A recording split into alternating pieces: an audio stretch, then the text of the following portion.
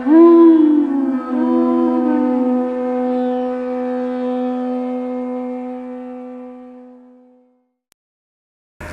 Namo Bhagavate Vasudevaya. Om Namo Bhagavate Vasudevaya. Om Namo Bhagavate Vasudevaya.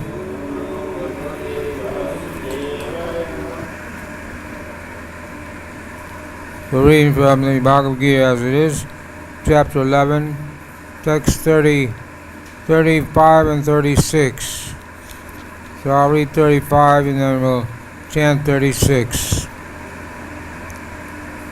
35.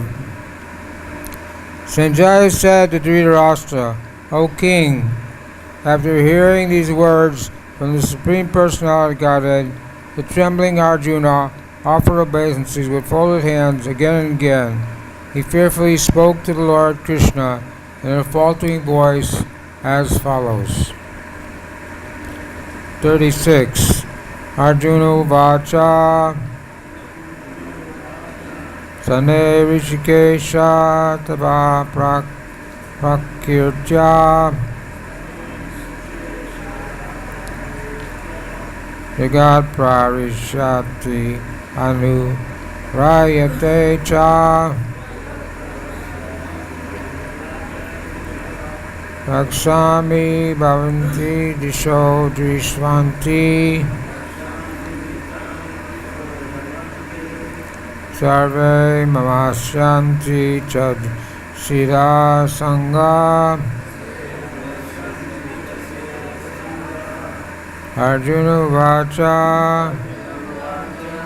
Sane Vishika Tava Prakritya Jagat Prariyati Anurate Cha Rakshami Pitini Dasho Drisvati Sarve Mamasyanti Cha Sira Sangaha.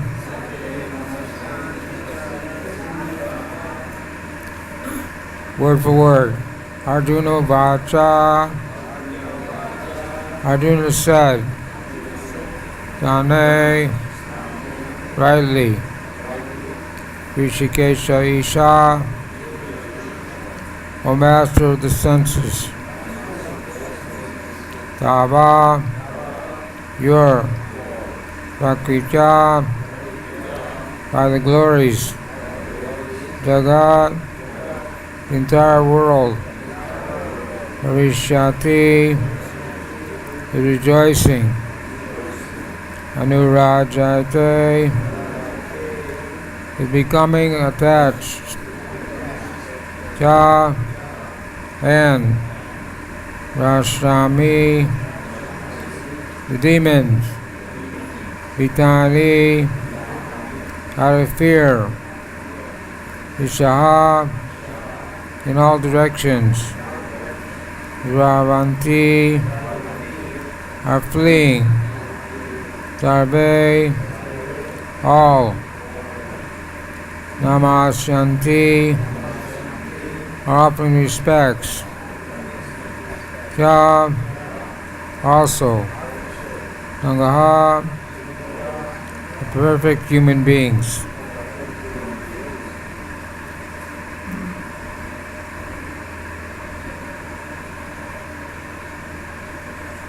We leave it on or turn it off?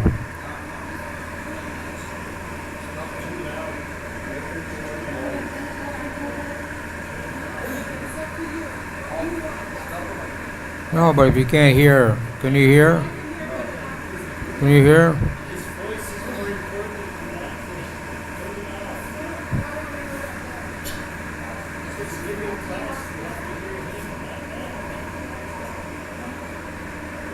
You don't have to move, just stay there.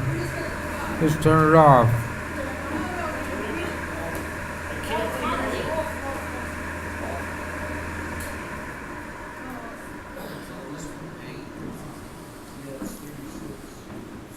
Translation purport by the Divine Grace A.C. Bhaktivedanta Swami Srila Prabhupada. Arjuna said, O Master of the senses, the world becomes joyful upon hearing your name, and thus everyone becomes attached to you. Although the perfected beings offer their homage, the respectful homage, the demons are afraid, and they flee here and there. All this is rightly done.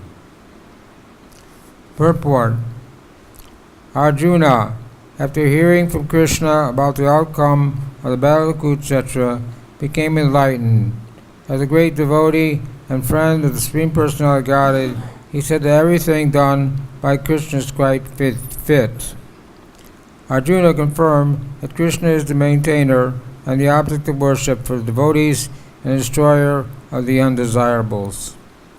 His actions are equally good for all. Arjuna understood herein that when the battle of Kurukshetra was being concluded in outer space, there were present many demigods, siddhas, and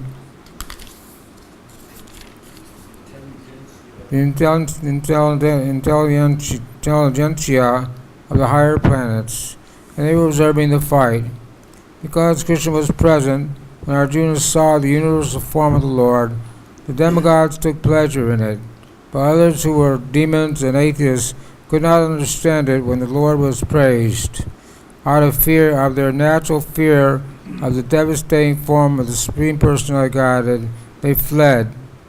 Krishna's treatment of the demons and atheists is praised by Arjuna, and in all cases, a devotee glorifies the Lord because he knows that whatever he does is good for all. Om Namo Bhagavate Vasudevaya. Om Namo Bhagavate Vasudevaya. Om Namo Bhagavate Vasudevaya. Arjuna said, O Master of the senses, the world becomes joyful upon hearing your name. Thus everyone becomes attached to you. Although the perfected beings offer you their respectful homage, demons are afraid, they flee here and there. All this is rightly done.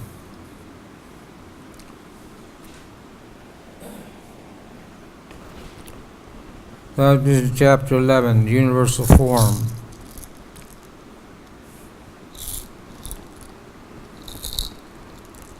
Krishna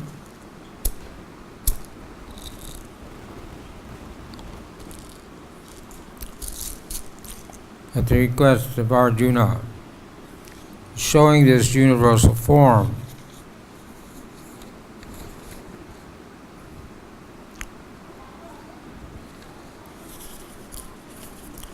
Because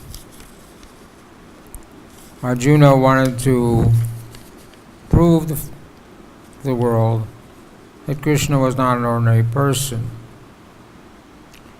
So, from text 35 to 46, after seeing the universal form, Arjuna is offering prayers. Now, Arjuna said that the Lord was quite fit to show this universal form. So, the universal form is a temporary manifestation of the Lord, and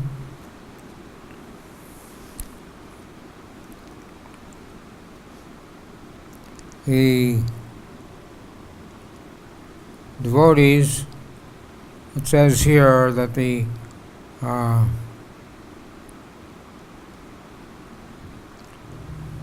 devotees were pleased by seeing the universal form, but the demons were afraid, and they flee here and there. All this is rightly done. So in this material world, there's two kinds of people, the divine and the demoniac. In chapter 16, Krishna says, fearfulness, purification of one's existence, cultivation of spiritual knowledge, charity, self-control, forms of sacrifice, study of the Vedas, austerity, simplicity, non-violence, truthfulness, freedom from anger, renunciation, tranquility, aversion to fault-finding, compassion for all living entities, freedom from covetousness, gentleness, modesty, steady determination, vigor, forgivingness, fortitude, cleanliness, freedom from envy, and from the passion for honor. All these qualities, O son of Bharata, belong to the godly men endowed with divine nature. Those who are demoniac do not know what is to be done and what is not to be done. Neither cleanliness nor proper behavior nor truth is found in them. They say this world is unreal, with no foundation, no God in control. They say it produces sex desire, has no cause other than lust. Following such conclusions, the demoniac are lost to themselves, and who have no intelligence engage in unbeneficial, horrible works to destroy the world.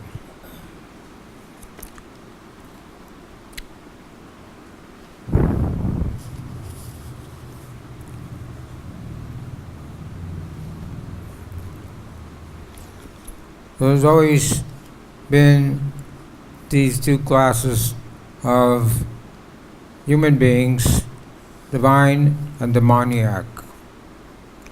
We're reading in the 8th canto, Srimad Bhagavatam, Bali Maharaj was the king of the demons, and although he was a devotee, his spiritual master was not. Shrikacharya, although an empowered living entity, knew that Lord Vamadev, who appeared to Bali Maharaj, was the Supreme Personality of Godhead, and that he had come to take everything away from Bali Maharaj. So he was opposed to this. But Bali Maharaj had all the good qualities, and one quality he had was truthfulness, and because he promised to give Vamadev, who came in the form of a dwarf Brahmana, a very small boy, but he was a Brahmana. So, if you promise to give something to a qualified Brahmana, not a Mayavadi Brahmana or a Shobharo Brahmana, but a Vaishnava Brahmana, then you can't go back on your word. It's like if you give something to someone and then you take it back. There's a story of King Nariga, who was a pious king, and he gave so much charity as the drops of water in a rain cloud or the sand of dust on the earth. He gave them many cows in charity. At one time, he gave a herd of cows to one group of Brahmins, and then he gave another herd of cows to another group of another Brahmin. One of the cows from the first group wandered into the second group, so he gave the same cow twice. So these two Brahmins, they knew that it was wrong, that he gave something in charity and then he took it back. So King Nariga tried to rectify the situation. He said, I'll give you each 100,000 cows so forgive me for my mistake. It wasn't a mistake. He wasn't intentionally doing something, but he gave something and took it back. But they were not qualified Brahmanas. They were materially attached Brahmanas, and so they wouldn't agree to anything, and they went away angry. So King Nariga, when he left his body, he went to Yamaraj. Because he was not a pure devotee, he didn't go to Vaikuntha or go to Aloka, he went to Yamaraj. So he went to Yamaraj, Yamaraj asked him, do you want to suffer for your sinful activities, or do you want to enjoy your pious credits? And he told him that you have performed so many pious activities that you're unlimited, that you're going to be enjoying for a very, very long time. But King Dariga became a little bewildered. He said, well, let me suffer first. So Yamaraj said, okay, you become a lizard. So he became a lizard in a well, and he had to take this form, a ghastly form, an undesirable form. And one time when the Yadu dynasty, the boys of the Yadu dynasty were playing in the forest, they became thirsty, so they went to the well to drink some water. But there wasn't any water in the well, only this big lizard. So they thought, he must be stuck in the well. Let me try. They tried in so many ways to get him out, but they couldn't get him out of the well. So they went back to Dwarka and told Krishna that there's a lizard in the well and we can't get him out. So Krishna went there and stuck his left hand into the well and pulled out the lizard. And lizard immediately changed into the body of a demigod, and he narrated his whole story about how he became a lizard. Because he had given someone in charity, property in charity, but he took it back and gave it to someone else. So that story, at the end of that story, Prabhupada made many comments and purported it, and that how dangerous it is to take the property of a Brahmana, or even think about taking the property of a Brahmana. So not only you have to suffer, but your family members suffer.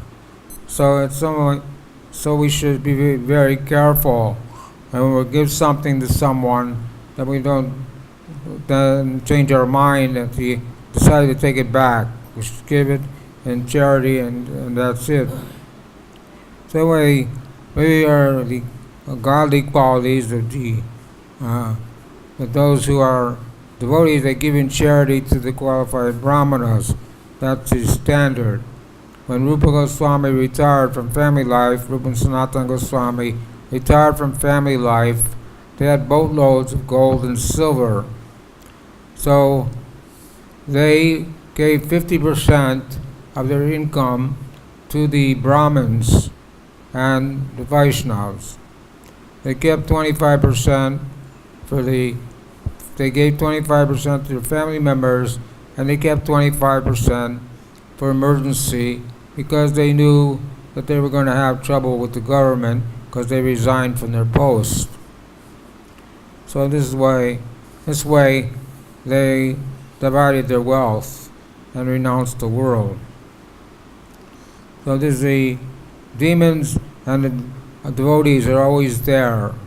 The demons and demigods. When the demigods are in the mode of goodness, they conquer over the demons.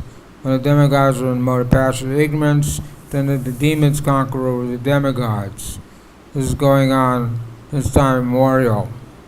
Hiranyakashipu was one of the world famous demons, one of the biggest demons in the universe. He performed great austerity and became so powerful that all the demigods were afraid of him, except for Brahma and Shiva and Narada Muni. Everybody offered respects to Hiranyakashipu. But he was a demonic person, and he stopped the sacrifices. He sent his men to the earth planet to stop all the sacrifices and to cut down the trees and burn the hermitages of the sages and do so many demoniac things, so that he would be the sole controller of everyone. Because when the sacrifices are stopped, sacrifices were meant for the demigods, and demigods got their share of the sacrifice. They were pleased, and they supplied the necessities of life. So when the demigods are not pleased, then the people on earth suffer. So Hiranyakashipu didn't take anything into consideration. He was only concerned about his own sense gratification, his own personal welfare. And in the society today, the same thing is going on all over the world.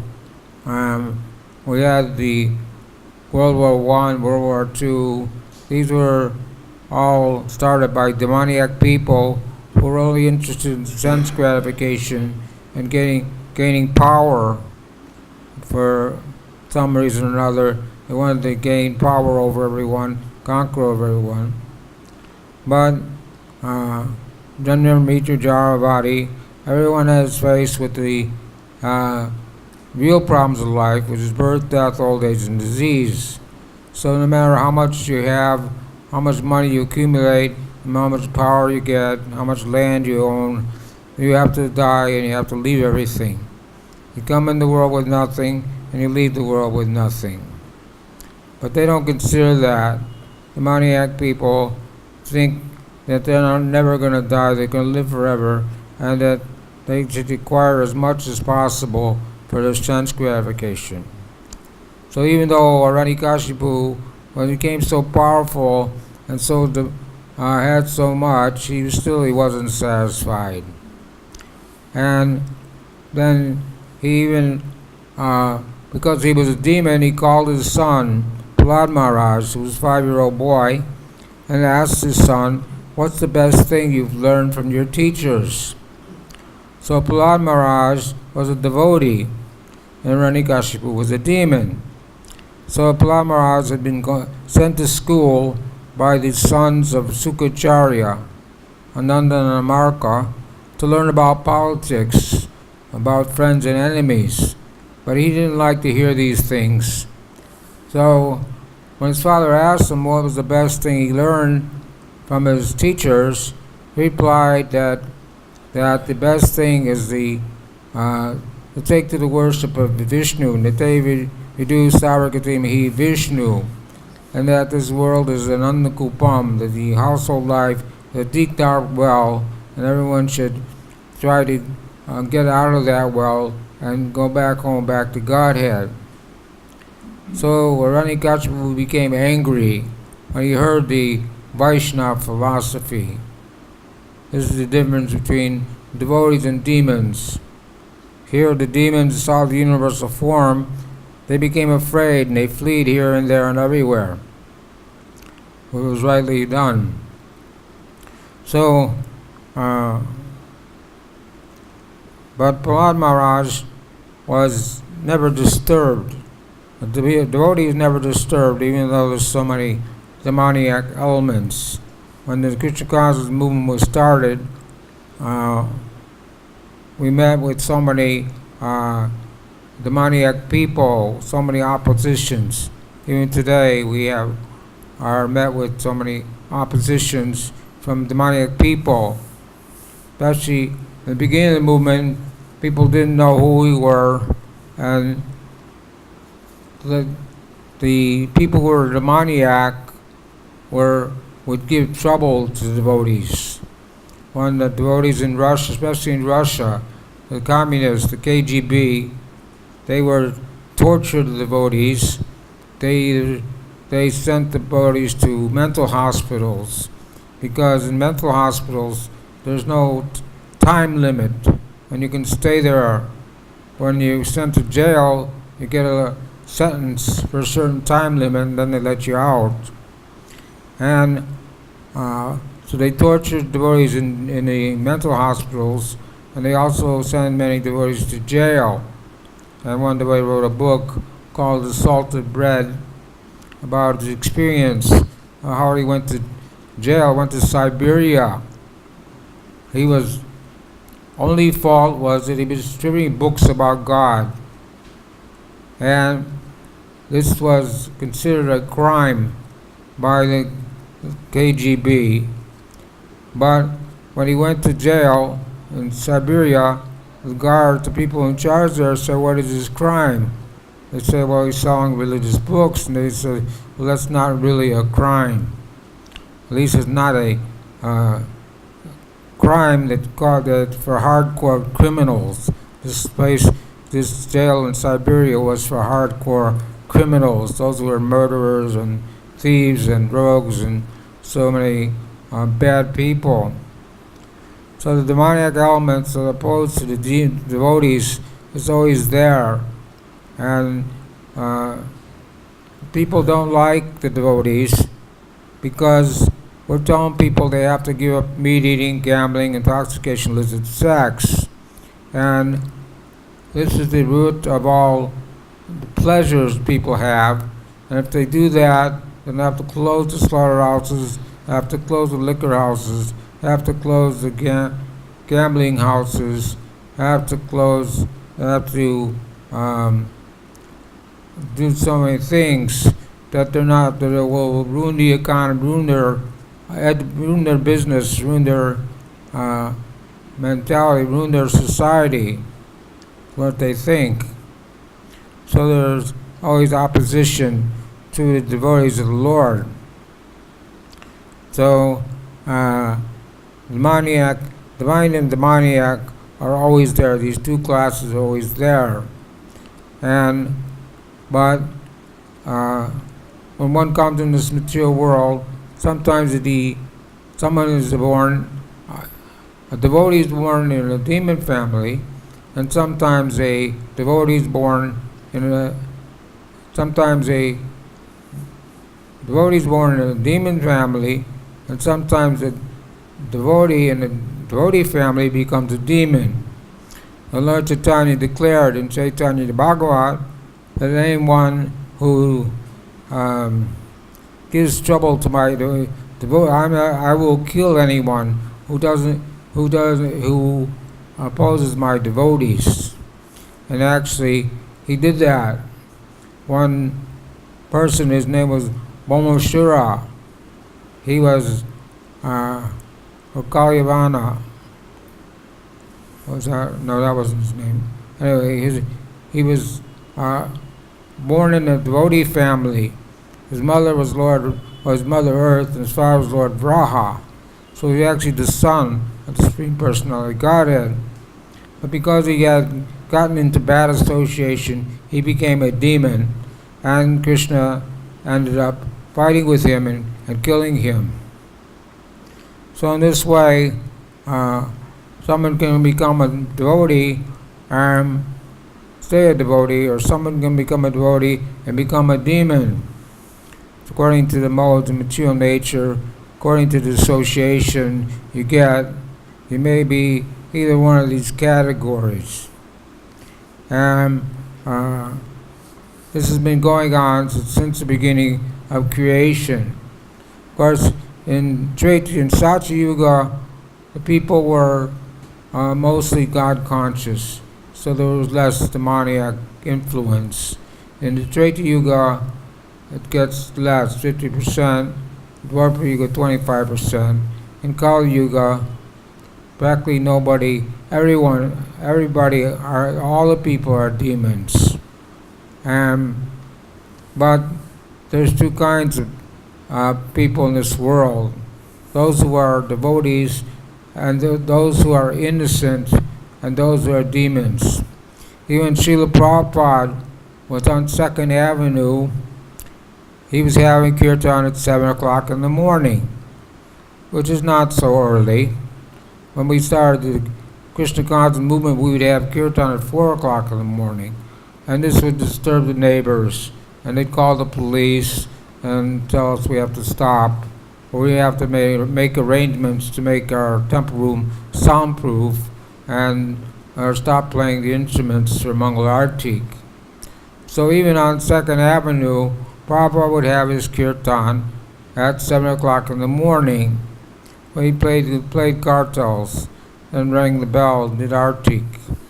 But the man upstairs, who worked in a funeral home, in America, in the West, they have these places, the funeral homes, where they take dead bodies, put them in a box, and then they bury him in the ground. So this man worked in such a place, and he couldn't stand the kirtan at 7 o'clock in the morning. So instead of negotiating some kind of settlement with devotees, he cut a hole. He went through the trouble to cut a hole in his floor and threw a bucket of water down on the devotees. So he was a pretty demoniac person. Couldn't be pleased.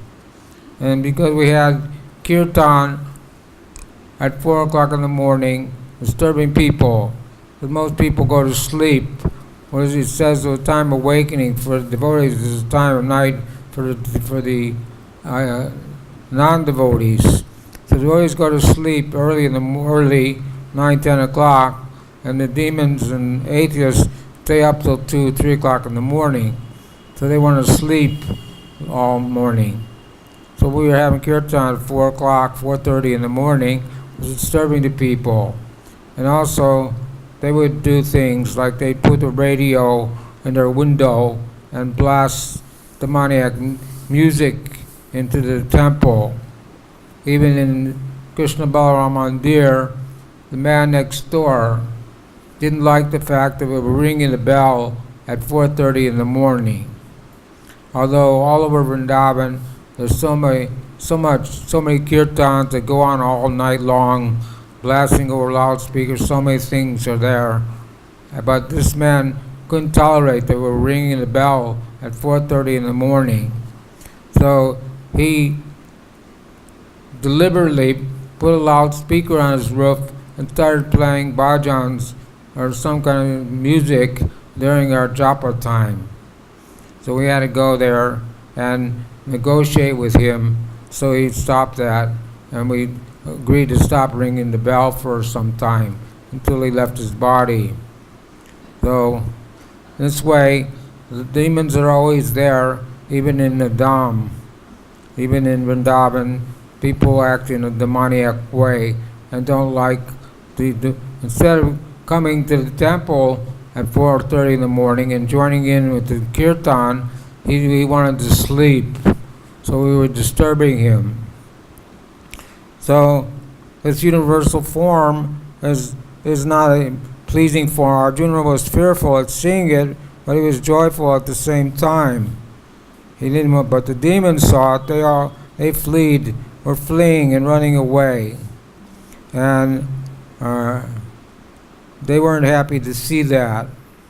When Lord Ramachandra was on the earth, he also, when he was a boy, Vishnuprita Muni came to his father, and said he wanted to take Lord Ram and Bala and Lakshman to his hermitage because there were demonesses, or women demons who were disturbing the sages in the forests. Because he was a Brahmana, and Brahmanas are not violent, although they have the power to curse people and kill people, he didn't want to do that.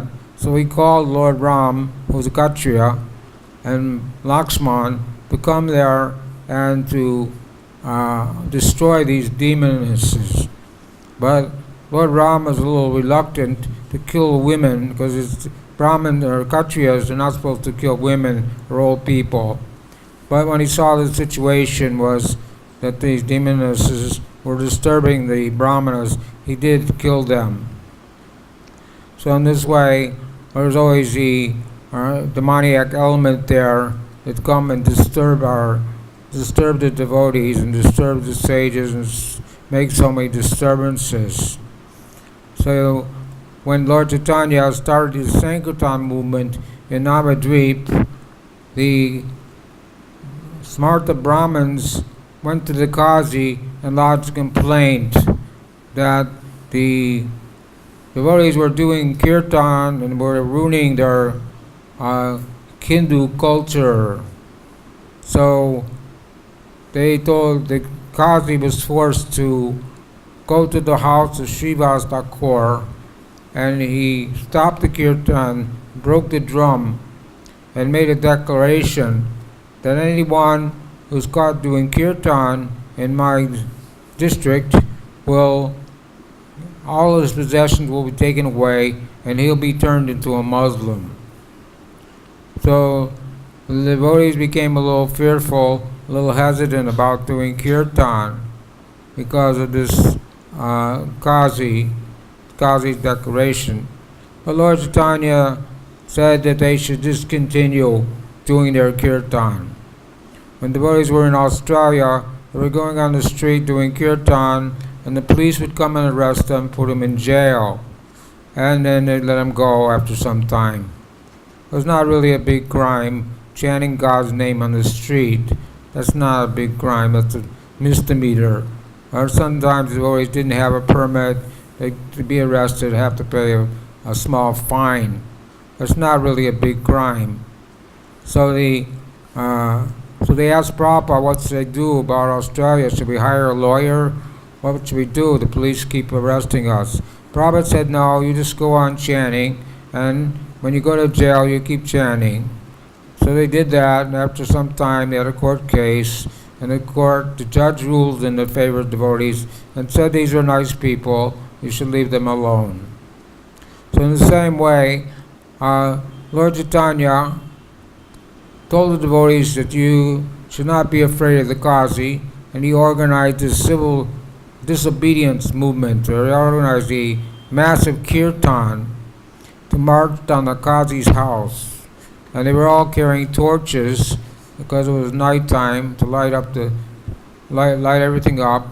In one hand they were carrying fuel, and in the other hand they were carrying torches, and then they were manifested two other hands, they were playing the cartels. So they all had four hands. And there were so many people marching on the Qazi's house in an angry mood that you couldn't, even if you dropped a mustard seed, it wouldn't hit the ground. And at the same time, the people were leaving their houses open and going to the kirtan. So there were some thieves there who were, lust, greed, and anger, the three gates to hell, which demoniac people have. So the thieves were seeing that the people were leaving their houses open and going to the kirtan. So they thought, well, we go and rob all their houses. But when the thieves got to the kirtans, they joined in the kirtan, forgot they were thieves. So this also happened in Lord Chaitanya's time. Haridas Thakur, he was born in a Muslim family. But from his childhood, he associated with Advaitacharya and became a Vaishnava. And he would chant 300,000 names every day of the Hare Krishna Maha Mantra. Hare Krishna, Krishna Krishna, Hare Hare. But the Qazi couldn't tolerate that, so they arrested Haridas Thakur and put him in jail. So when Haridas Thakur went to jail, he saw all these other devotees in jail, and he told them that you all stay right where you are.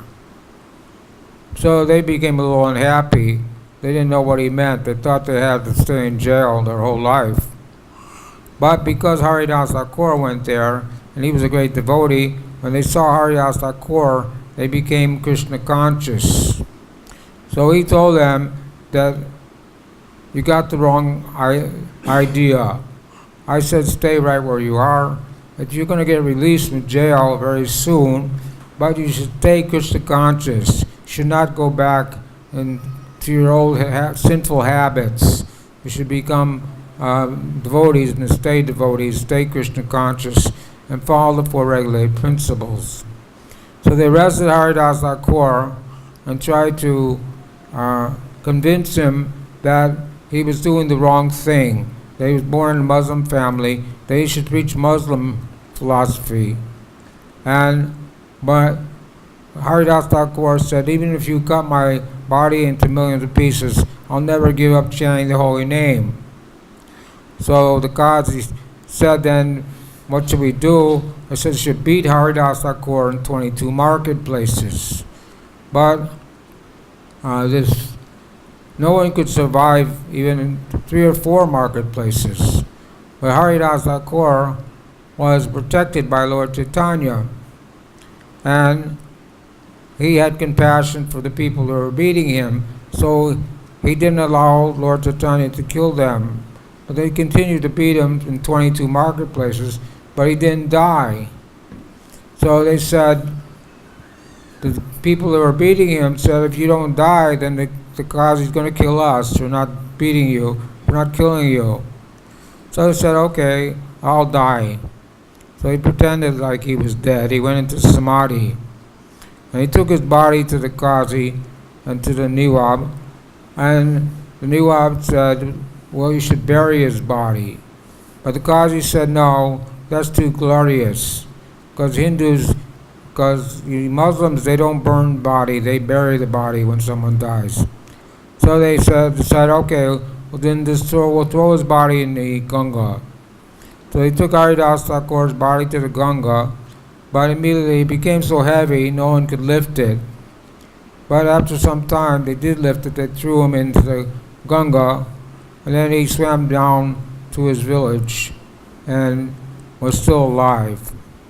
So they could understand that Haridas Thakur was not an ordinary person, but was a great soul, a great devotee. So in this way, the devotees and the demons and devotees are always in competition and always giving problems. The devotees are always getting problems from demoniac government, from demoniac people. Even in the parliament in India, they wanted to make a declaration that Lord Ram never existed. So, and when we tried to open the temple in Delhi, they gave us a hard time, saying we were with the CIA. But Prabhupada said, what's the CIA doing in Lord Chaitanya's Sankirtan movement?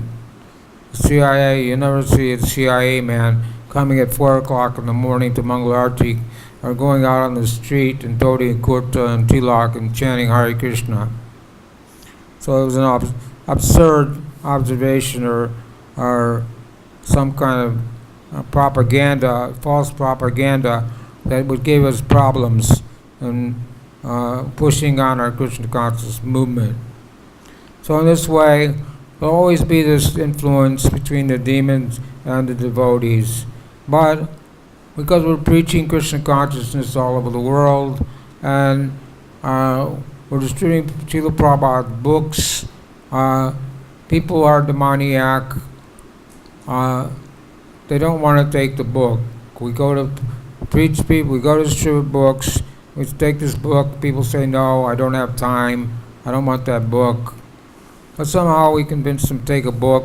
They may not read it, they may put it on their bookshelf, but someone else in the family may read it and become a devotee. So there's many cases like this, where people got a book, they didn't read it, they put it on their bookshelf. After 20 years of frustrating life, they opened their bookshelf, they started reading the book and became devotee. Even the parents of the devotees were demoniac. Then in the 70s, they would send deprogrammers, people who were against the devotees, to try to convince the devotees that they were doing the wrong thing, that they should be Christians or be something else, they shouldn't be devotees. So they tried to torture the devotees and change them, but usually they failed, and programmers were not successful. But this was the parents. The parents didn't like it.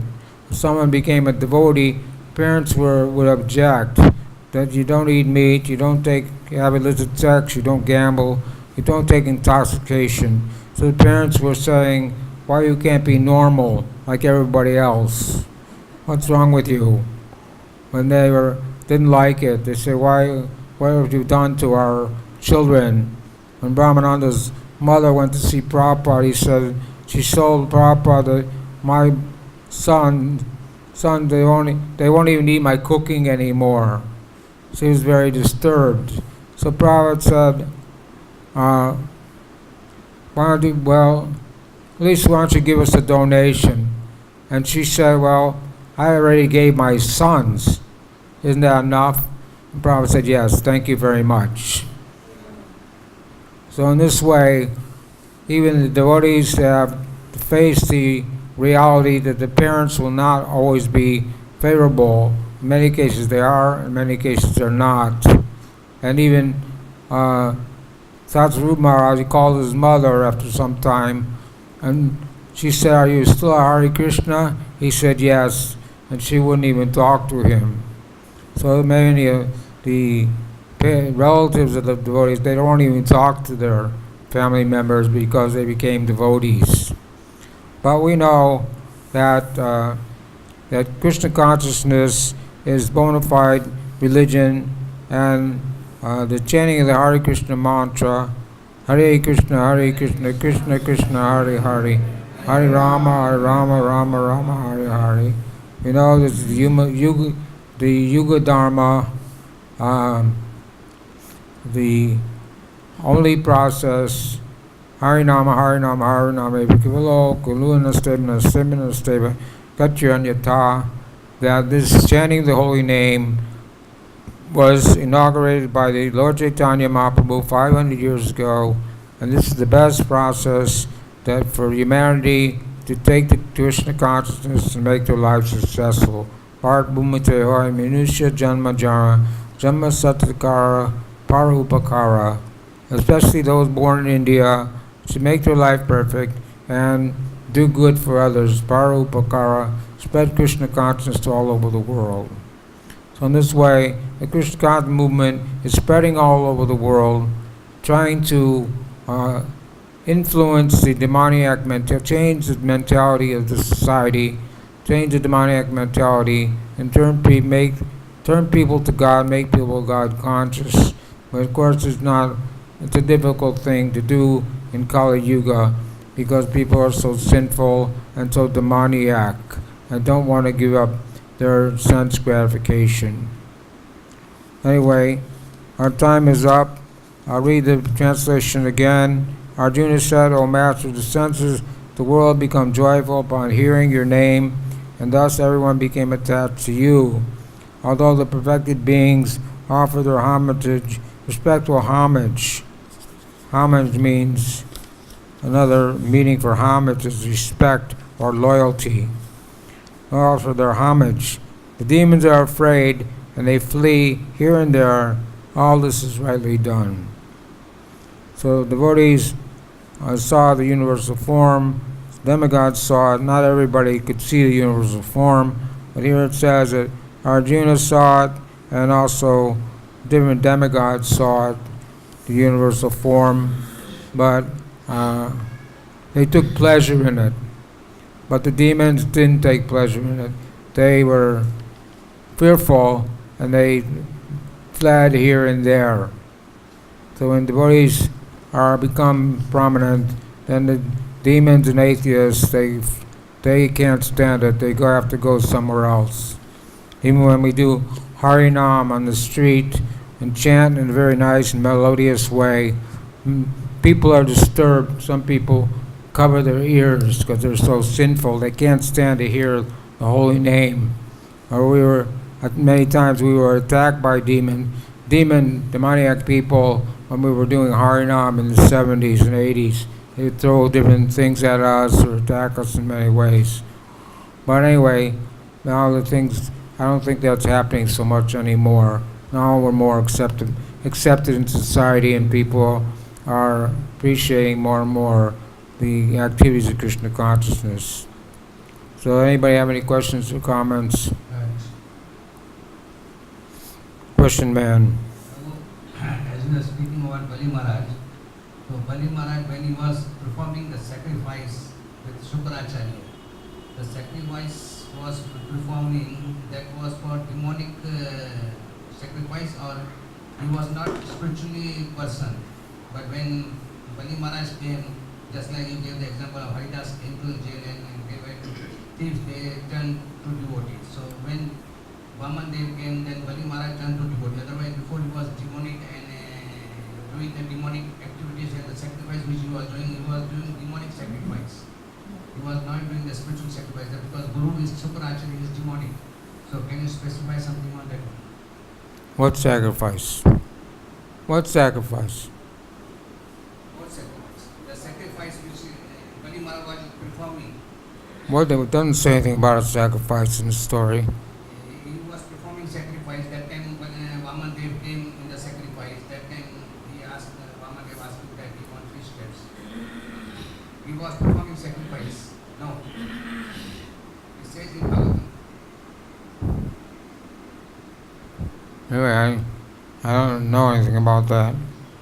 All we know is that Vamandev appeared. They weren't performing a sacrifice. Who are not performing sacrifice. I heard, but then just today's morning class, he said that if Vishnu was come to fight with me, I would kill him or he would kill me. So that still the demonic nature was in his mind that if Vishnu comes to fight me, I will kill him. So that demonic nature was there. But when Vishnu appeared to him, then he automatically changed and he became a devotee and he gave him the 3 steps. Yeah, but I don't know anything about any sacrifice. Anybody else want to say something? I would. I'd like to say something.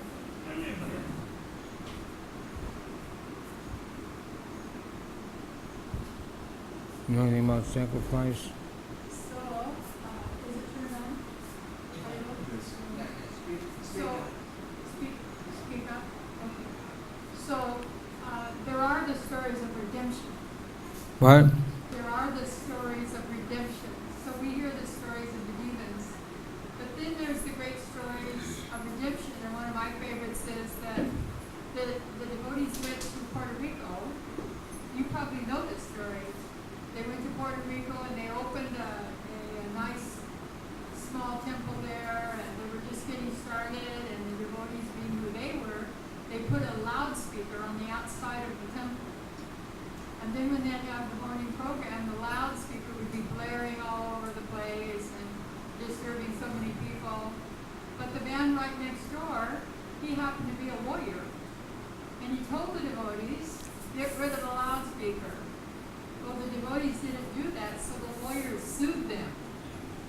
Well, long story short, today, the lawyer is and has been for many years the temple president in Dallas. This is done as A purport to your stories it's just the beginning, then it has an ending, a wonderful ending. the same thing happened with Parasarthi Maharaj was in South Africa, and it was illegal. He was because at that time he was considered a white person, and the police came to arrest him. So they had a stage program. He hid under the stage. And one of the policemen' name was Jagannath, and they couldn't find him, so they couldn't arrest him. But 20 years later, he became a disciple of Parasarthi Maharaj.